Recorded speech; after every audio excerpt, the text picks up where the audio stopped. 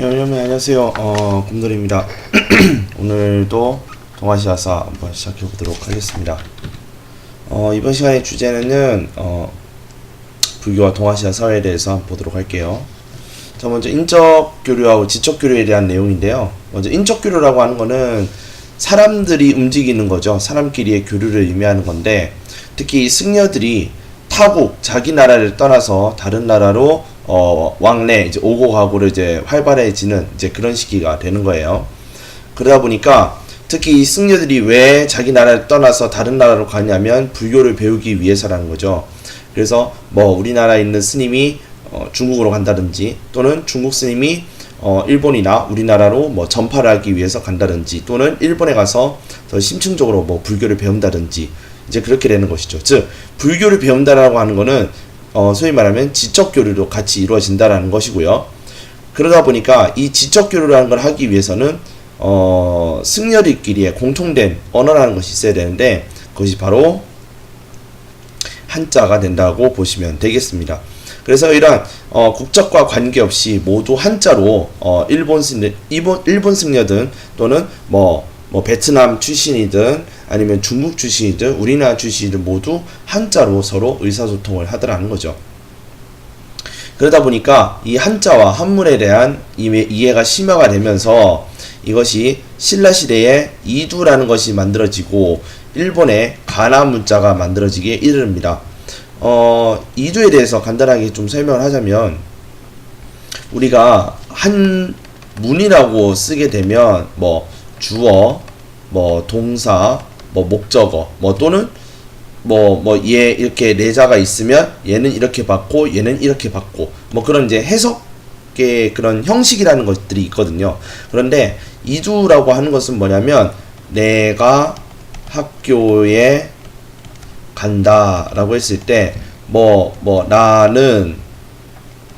나는 학교에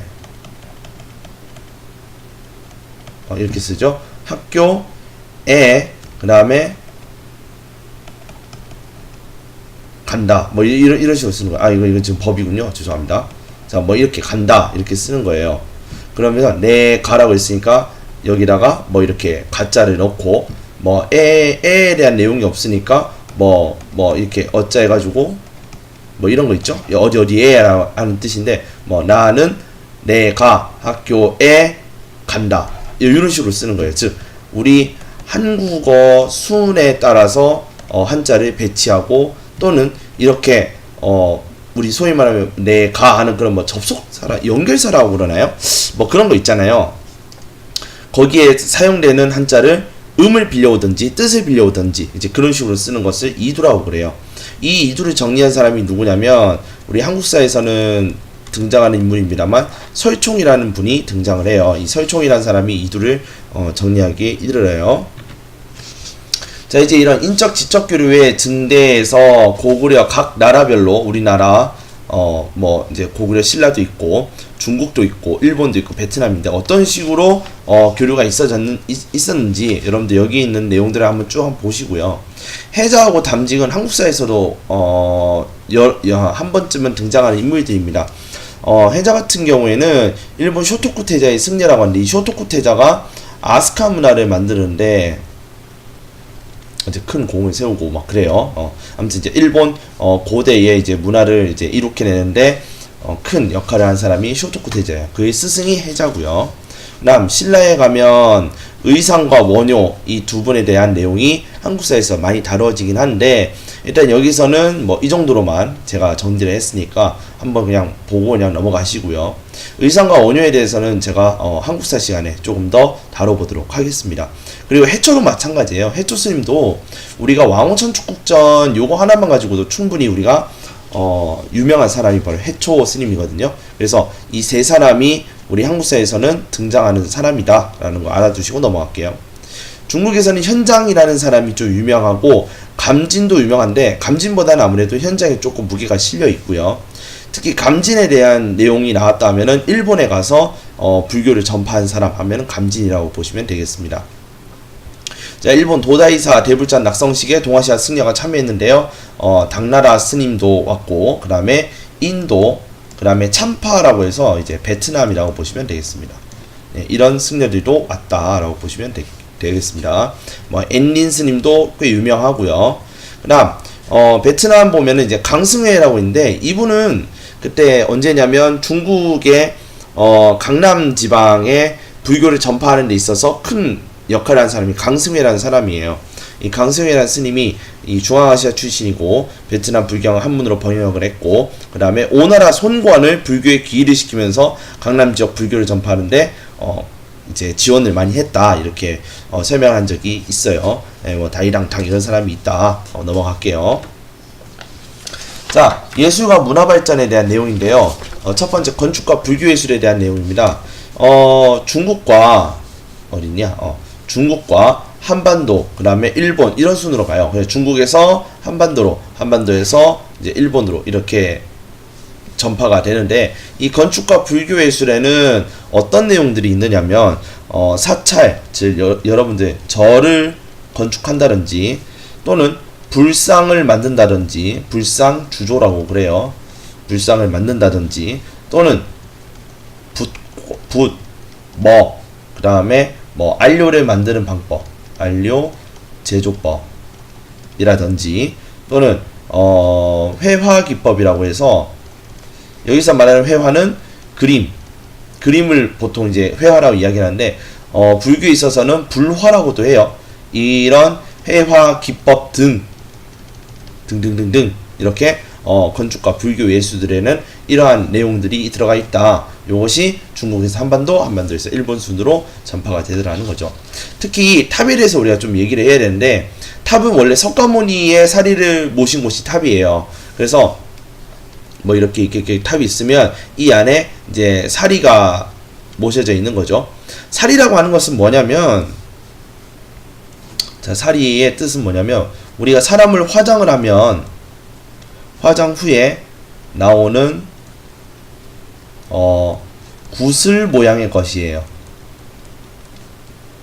멍울 같은 것들도 어찌 보면 나중에 사리가 될 수도 있고 그래요. 그래서 이 사리는 불에 잘 타지 않습니다. 그러다 보니 사람을 화장하고 나서 그런 하얀 하얀 그런 구슬 모양의 것들이 나오는데 그걸 사리라고 그래요. 이 사리를 이 사리를 가지고 그를 기념하고 그를 기리고 그를 예배를 하는, 그래서 이렇게 모셔놓는 그런 이제 어찌 보면 성물 같은 존재가 되는 거거든요. 이 사리가. 그래서 이 사리가 이제 소위 말해서 그 불교의 불교가 퍼져 있는 곳곳으로 이제 막 이렇게 갖고 가게 되는 거죠. 그다음 예배의 대상과 사원의 중심이 됩니다. 그러니까 즉 사리를 모셨으니까 이 사리를 모신 탑에다가 사람들이 이제 이렇게 빙글빙글 이렇게 도는 거죠. 이렇게 탑돌이 하는 거죠. 그래서 중국에는 전탑이라고 해서 전탑은 벽돌이에요. 벽돌로 만든 탑, 전탑. 그 다음에 우리나라에서는 석탑이 유명하고요. 그러니까 석재, 돌로 만든 거고요. 그 다음에 일본에는 목탑이라고 해서 나무로 만든 것이 바로 목탑이에요. 자, 이렇게 각 나라마다 벽돌로 만든 탑, 그 다음에 돌로 만든 탑, 그 다음에 나무로 만든 탑, 이런 것들이 유행을 하더라는 거죠. 자, 지금 여러분들이 보고 계시는 요것은 얘는 이제 중국의 전탑이고요. 이건 우리나라에 있는 전탑이에요. 예, 그래서 보시면 이게 하나하나가 다 뭐냐면 이렇게 벽돌로 쌓아놓은 것이 바로 전탑이라고 볼 수 있겠습니다. 자, 요거는 여러분들이 보시면 다 아시겠죠. 특히 경주 사는 친구들은 다 알아요. 예, 이건 다보탑, 얘는 석가탑이죠. 그죠?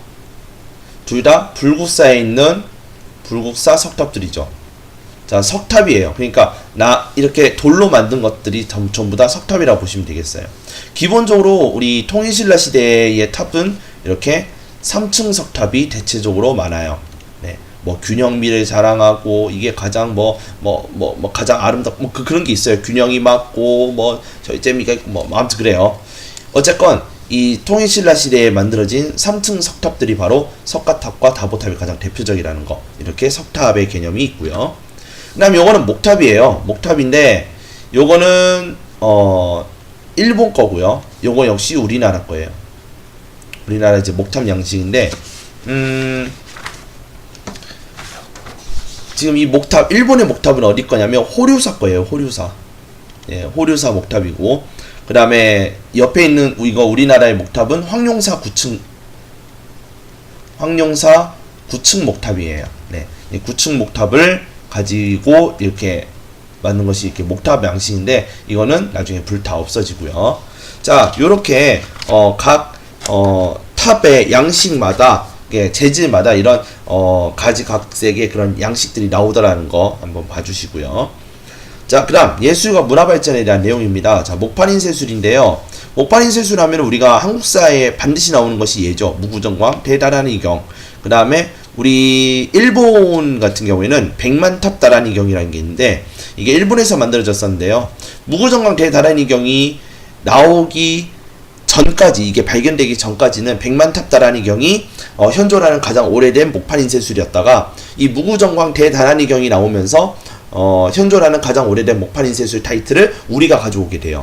그런데 일부에서는 보면, 중국에서는 봐라, 우리 이거 중국에서만 쓰였던 문자가 지금 무구정광 대다라니경이 있지 않느냐, 이건 중국에서 만든 거야 라고 억지를 부리는 부분도 없지 않아 있습니다. 아무튼 무구정광 대다라니경은 우리나라 것이고 8세기 신라에서 만들어졌고요. 의미는 현존하는 가장 오래된 목판인쇄술이다 라는 사실 여러분들이 좀 알아주셨으면 좋겠습니다. 요거는 한국사 또는 한국사 능력 검정시험에도 한 번쯤은 나오는 내용이니까 꼭 알아주셨으면 좋겠어요. 자, 백만탑다라니경까지 얘기를 했고, 자, 대장경에 대한 내용이 나오는데, 10세기 후반부터 송나라와 요나라와 금과 고려에서 이런 대장경 조판 사업을 벌이기 시작을 해요. 이 보통 대장경이라는 거를 우리 한국사 시간에서 대장경이라는 걸 왜 간행을 하느냐, 왜 조판 사업을 하느냐면, 이 대장경이 바로 이 불교, 즉 교리가 적혀 있는 거거든요. 그래서 이 소위 말하면 부처님의 힘을 빌려서 이제 무언가를 하려고 하는 거죠. 이제 보통 같으면 나라를 더 크게 해달라, 또는 나라에 위기가 찾아왔으니 이런 대장경을 조판하면서 부처님의 힘을 빌려서 물리치게 하소서, 이제 그러한 좀 종교적인 의미로도 많이 사용되기도 하고요. 네, 요런 식으로. 그 다음에 우리나라에서는 팔만대장경을 가지고 있죠. 팔만대장경은 우리나라 목판인쇄술 하면 가장 대표적인 것이 팔만대장경이에요. 현재 해인사에서 보관하고 있고요. 그 다음에 고려시대에 만들어졌고요.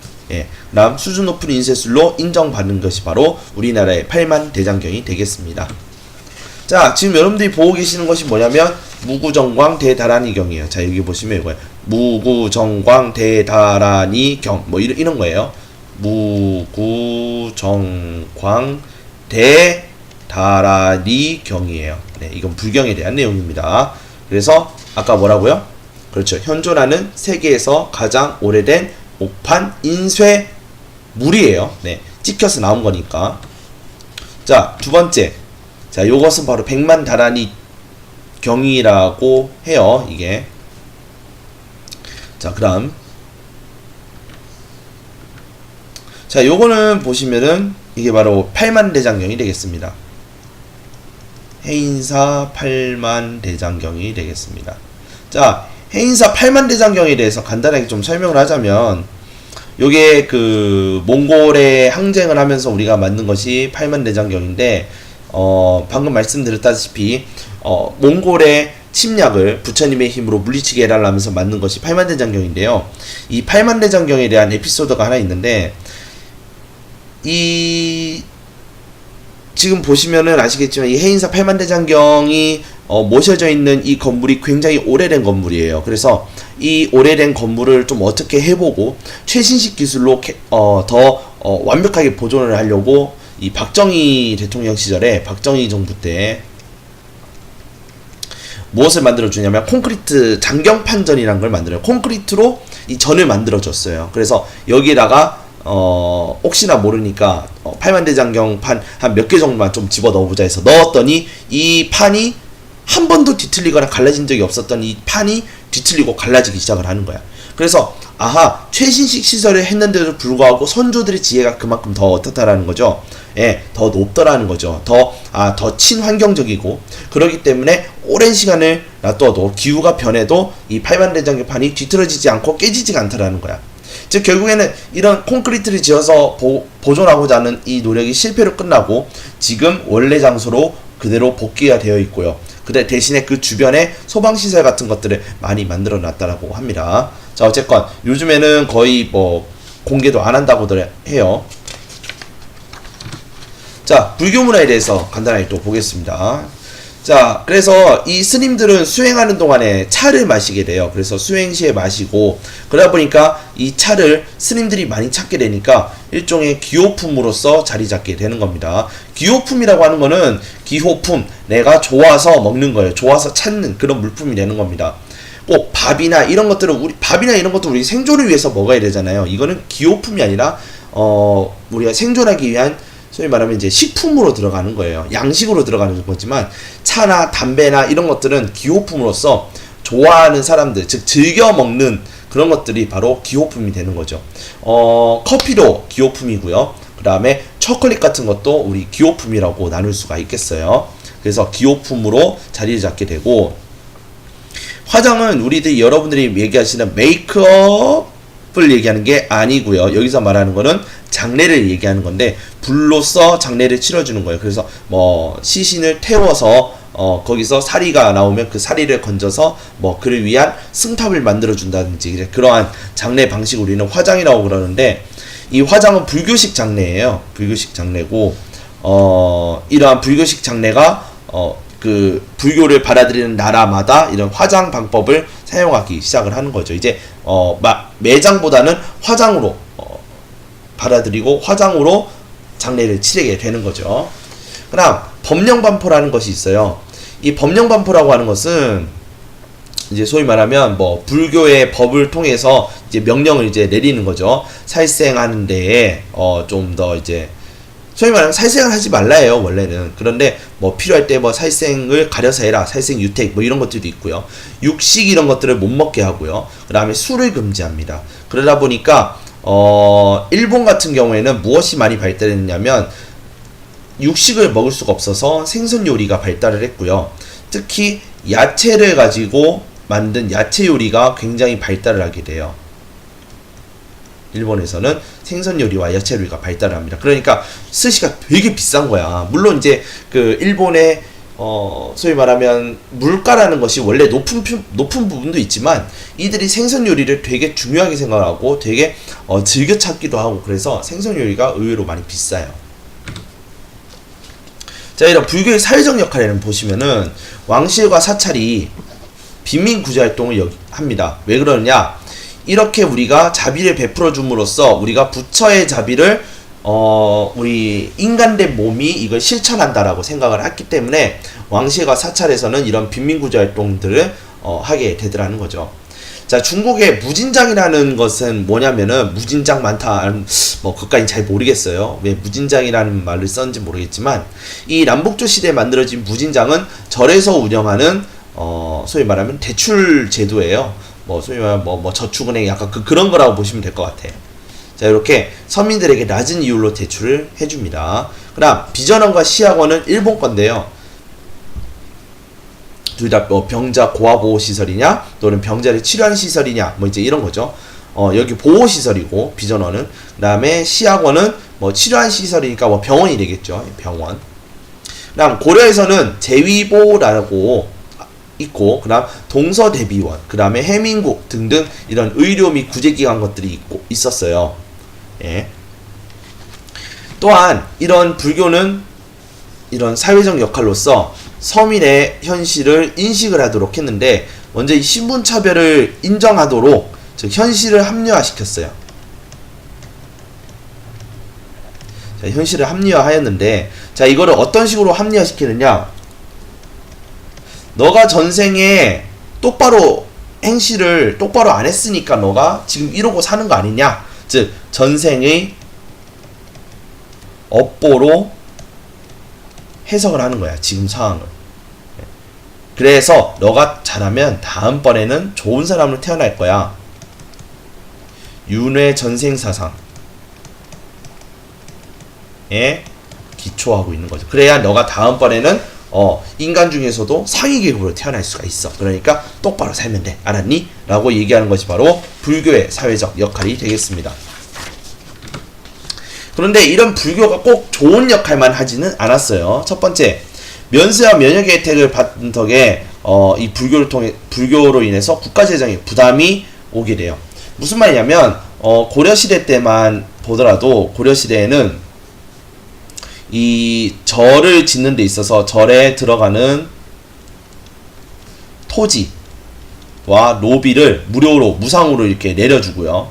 그 다음에 이 절에서 그 수행하고 있는 승려에게 면세와 면역의 혜택을 줬어요. 그러다 보니까 면세와 면역 혜택을 주다 보니까 절이 자꾸 늘어나는 거야. 그럼 절이 늘어날수록 면세나 면역을 받을 승려들이 더 많아지겠죠. 그리고 역시 노비가 많이 주어지고 토지가 많이 들어가니까 세금을 거릴 수 있는 토지가 줄어드는 거야. 그래서 국가 재정에 부담이 찾아오게 되죠. 자, 그렇게 절이 증가하고 절이 점점 세속적으로 변해가면서 장원, 즉 이제 토지를 많이 갖게 되는데, 이 토지는 어떤 토지? 그렇죠, 면세 토지인 거예요. 면세지가 되는 거예요. 사원이 갖고 있기 때문에, 절이 갖고 있기 때문에, 절이 사유지를 갖게 됐기 때문에 이 사유지는 면세 혜택을 받는 거예요. 그리고 고리대, 높은 이자로 대출해 주는 것, 이것을 우리 고리대라고 그래요. 그러다 보니까 이러한 불교의 세속적 타락이 생겨나게 되는 거죠. 그래서 당 중기 이후부터는 불교를 아예 금지시켜버려요. 사찰로 문 닫아버리고요. 승려도 원래대로 일반인으로 돌려보내버립니다. 즉 승려가 환속한다라고 얘기한다는 것은 일반인으로 돌아간다는 것을 의미해요. 일반인으로 돌아가. 그 다음 우리나라에서는 조선을 열었는데요. 이후에 조선시대 이후로 조선 초기에 강력한 억불정책이 실시가 되는데, 이 억불정책을 주장한 사람들이 누구냐면 바로 신진사례부들이 되겠습니다. 신진사례부이고 이들이 양반계층이 되겠죠. 이런 신진사례부들을 통해서 억불정책이 실행이 되더라는 거죠.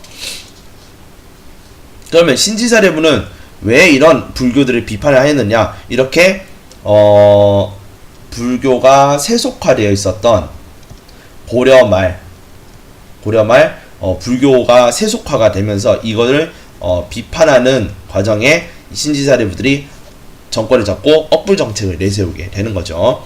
그 다음 일본에 보시면 헤이안 시대의 조정에 무사를 고용하는데, 이 무사들을 왜 고용하느냐면 신사와 사찰 세력, 즉 소위 말하면 이제 불교 세력이라고 보시면 되겠죠. 이들을 견제하기 위해서예요. 무슨 말이냐? 이 신사와 사찰들은 얼마든지 이 호국불교라는 것을 이용해서 자신들을 세력화할 수가 있었어. 그래서 이 승려들이 여차하면 뭐 하느냐? 활을 들고 창을 들고 칼을 들고 아예 병사로서 싸우기 시작을 하는 거야. 즉 승병이 소위 말하면 이들의 절을 지키고 불교를 지키는 병사가 되는 거예요.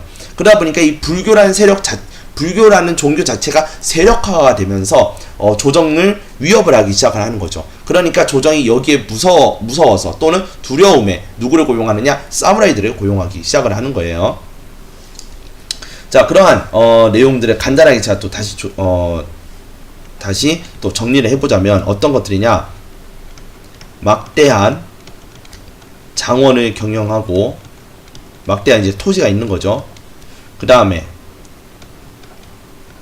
이런 이 절에 있는 스님들이 소위 말하면 지주가 돼요. 그래서 이 지주가 또 세습이 되면서 또 떠도는 사람, 이들을 이제 유민이라는데, 이제 유민들도 모아서 이제 승려로 만든 다음에 이들을 병사로 키우는 거죠.